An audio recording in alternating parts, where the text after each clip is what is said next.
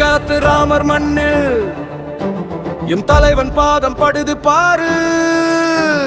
மதுராந்தக மண்ணே வணங்கு, மக்கள் நாயகன் வந்தார் பாரு.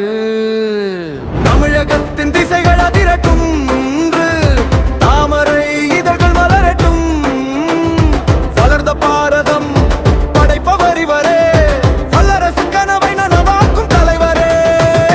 மத்திய அரசு திட்டங்கள் சேர இன்று மாநிலம் எங்கும் மாற்றங்கள் மலர.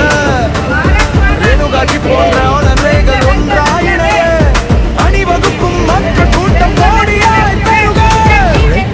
கரங்களுக்கு ஊக்கம் தருவார், உயர்ந்த தமிழகத்தை உருவாக்கி தருவார்.